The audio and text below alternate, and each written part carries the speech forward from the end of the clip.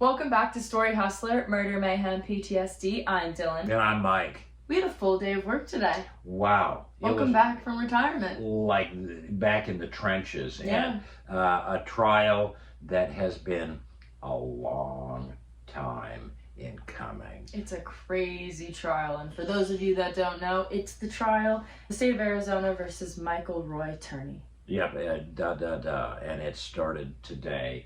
Opening statements delivered by the prosecutor and the defense attorney in the case against Michael Turney, charged with second-degree murder.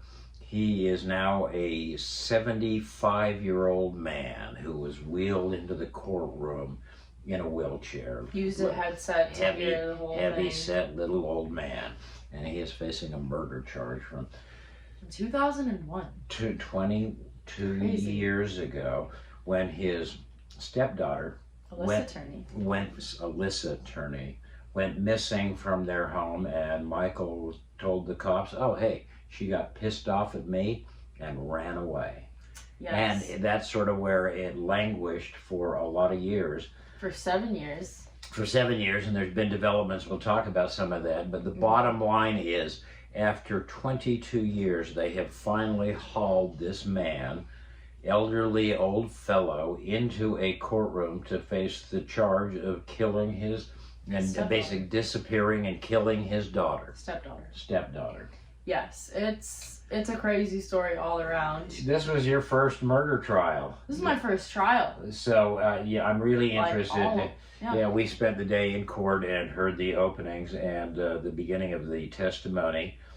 And it promises to be very interesting because really the state's star witness at the end of the day was on the stand. Michael Turney's natural daughter. And Alyssa's half-sister, Sarah Turney. And she's the reason, this case was reopened, really. Yeah, she has With been the power of TikTok and social media, she very really brought this back to light and is the reason her biological father is now facing this charge. Yeah, so this is, so lots of fascinating, as we mentioned, human dynamics, fathers, daughters, sisters. Well, going off the human dynamics, you mentioned to me, look at her when he got wheeled into court. And they kind of did it low-key. Yeah, when he came into court, but I had mentioned just, those are the moments when you get people who are, are sort of on opposite sides of an issue. That moment when they're first in eye contact with one another, what happens? And we were watching for them to wheel Michael into the courtroom today, and we both, right behind Sarah. And she was there with some of her people, people that were with her, supporting her, thank goodness. Yeah, and she just never looked at him. She looked straight ahead, but you could see her wiping tears from her eyes. That's what I saw. They did the tissue, as soon as he's wheeled in, the tissue going up to the side of her face. And, it was heartbreaking. Yeah, and we had another interesting, we're again like ricocheting all over this, but... As we do. We had a fascinating encounter with certainly a player in this drama. Yes. Alyssa's natural father. Yeah, Steve Strom. And he was there with a very nice friend of his who, thank goodness, was there supporting him. But, he has been a player in this that we haven't heard much about. No. We've heard about the stepdad, Michael Turney, but Steve was Alyssa's natural father, and through circumstances that he sort of explained to us, he had sort of been thrown out of her life, ousted from her life, and was trying to be a dad to her when when all of this took place. And we'll probably talk more about that. I'm hoping that we talk to Steve somewhere along our coverage of this. He seems like such a nice guy. Nice person.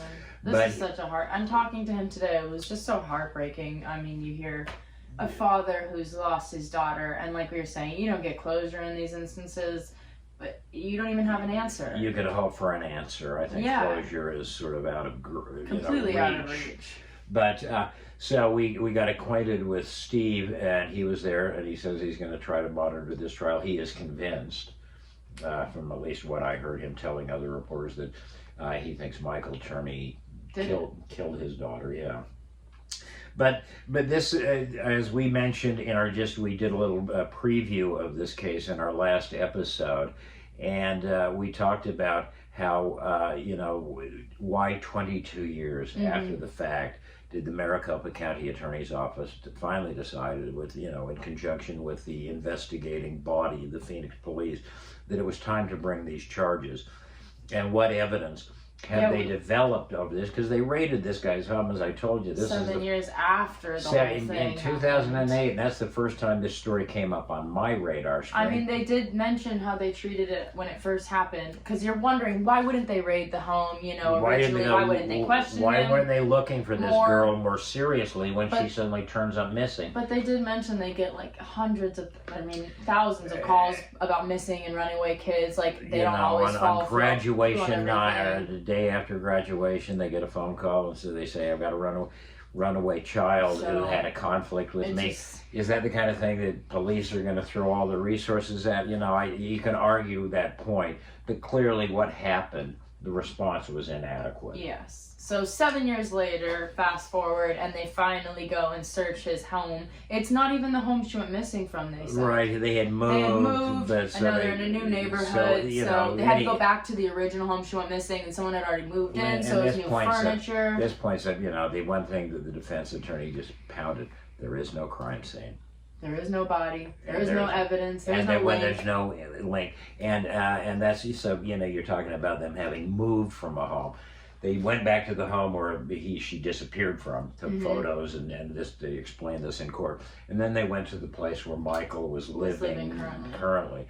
And when they executed that raid, the interesting thing about this, people talk about this being a really completely circumstantial case, and they're right. Yes. But it's one of those cases that has so much circumstantial evidence. It's hard to turn a blind eye to that. Yeah.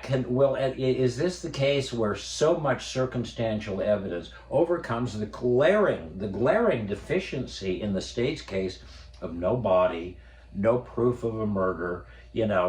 So many, and this is the hand the state has been dealt, and it's a hard one.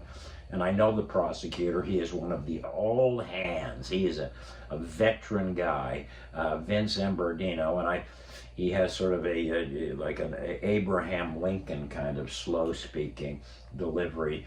I think he's from Texas, and I've seen him be very effective with that, communicating to a jury. But he is up against it seems like a very capable defense attorney. He's more of a bulldog kind of guy, and he just stood up and repeated the mantra that he is going to repeat throughout this trial. There is no evidence to link Michael Turney to this murder. There's no evidence of a murder. And he will say that until he is blue in the face, because that's his case. Mm-hmm. It's a strong case. I think it just, both attorneys, very different styles. Mm-hmm. And Vince is going to have to just show them, how much circumstantial evidence is. And I think one of the points I want to make is, when they went into his home in 2008 and raided it, and then it became a sort of a national story because of the arsenal of weaponry, they found everything. If you want to click off a weirdo's sort of profile, this guy had everything in it. Surveillance cameras to watch his daughters. At weird angles. At weird angles, showing a couch where Alyssa clearly made out with boyfriends and hung stuff. Hung out with friends. And hung out with, nothing tawdry, just something a 17-year-old teenage girl would probably be doing. It's so weird that you need to watch that. But they talked about this in the prosecutor's opening. Their case is going to be that this guy was a controlling freak and was all about controlling Alyssa. And that's what her sister said on the stand. That's what one of the points that Sarah made as she was on the stand late today, that talking about the surveillance cameras that were up there, and the dad Michael had just this freaky kind of pervy, vendetta. Whatever was all on her case, all and on it was just her case. too. It wasn't really Sarah herself. They talked about how he treated the two daughters differently. So I mean, Sarah was his biological child and like the baby of the family of all the kids. And then poor Alyssa sort of got blended into this family with and this her mother. When her mother dies, she's left with stuck with this guy. And so. It's just the backstory is so interesting, and they mentioned how troubled of a relationship they had. The father and yes. Oh, one piece of evidence that they brought up was the contract. Well, and I mean, yeah, we were going to mention some, just all of the weird. If you're Yeah, clicking off I the have my weird, notes. the weird things that they found, it gives you every indication that this guy has some real issues.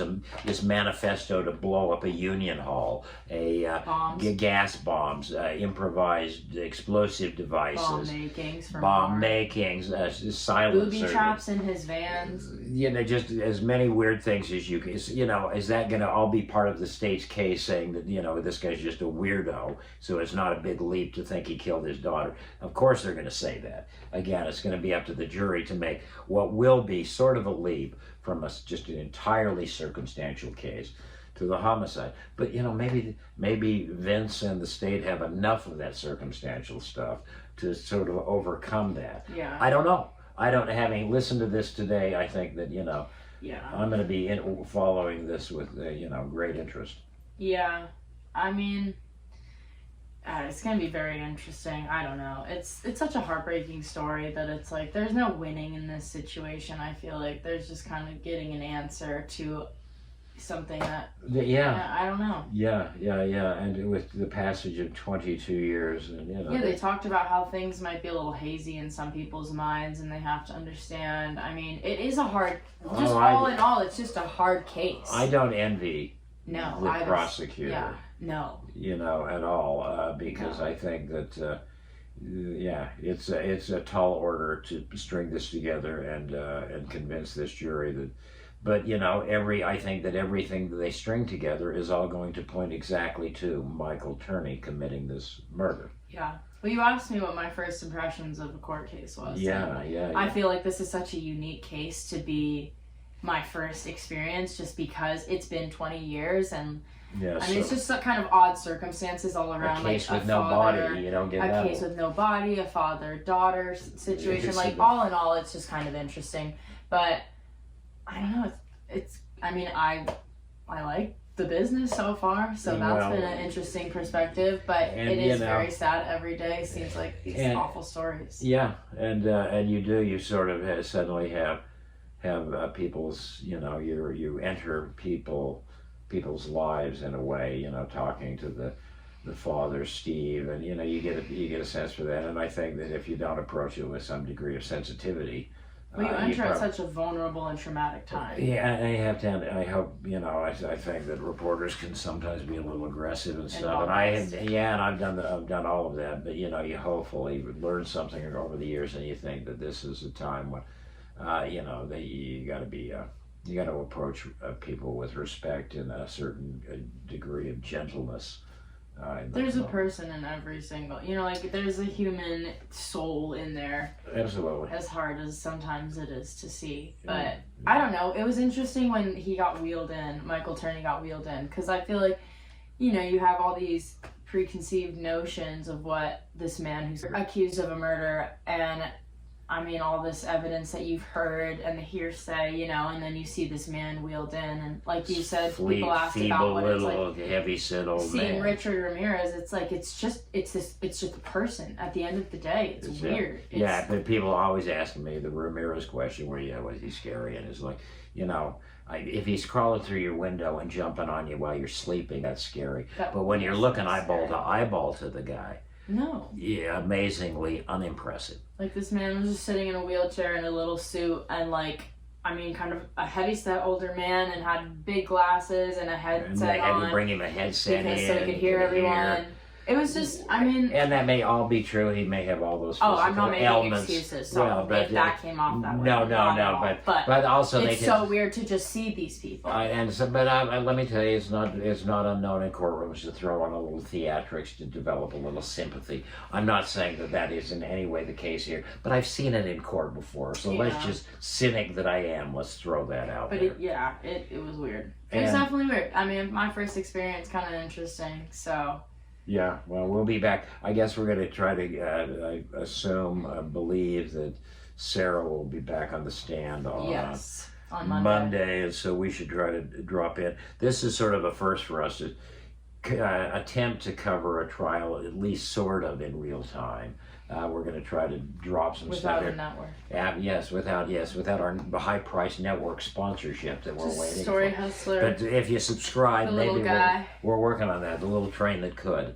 So, but I find this fascinating. It's really interesting. I saw a couple of people I knew from this case back in 2008, and getting acquainted with Steve. So. We're hopefully going to be able to forward this a little bit in our own unique way, and so this is celebrating our 40th episode. This is congratulations. Who would have thunk? We're at like 4 full seasons. Are we at 4 seasons? I mean, if we were a Netflix show, that's 4 seasons with 10 episodes. We were getting residuals. We'd never have to work again. No. But anyhow, but Netflix isn't picking us up, so. But hey, listen, they know. Hey, you're missing out. They know where we're at. We know some of those people over there. Anyhow, all right. Well, best of luck to you and your future journalistic endeavors. Thank you. I've got my notepad. It's not the legal pad that you used to use. Yeah, it's a little bit brighter, a little bit cuter. They used to sort of make fun of me because I was, everybody was writing on pads and everything. And to the last day of my career, I was carrying a legal. One of those legal yellow pads. They're all over. Because that's the only thing I knew how to work on. I'd written every story of my career. Can you not write it? You want to try to write in a notebook? I could write on a booze-soaked cocktail napkin. But you can't write in a notebook? But when those fancy notebooks with... Your skills amaze and shock me. Limited. Like, yes, but they're odd. They're odd. It's weird...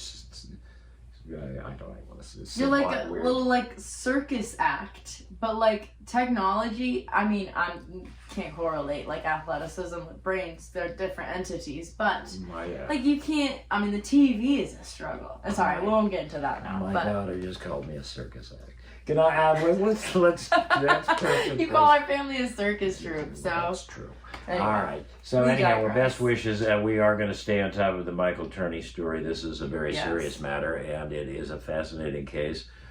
And the state has their work cut out for them, and I think that we hope justice is served. We hope justice is served. So like and subscribe, and stay tuned. Good night, everybody.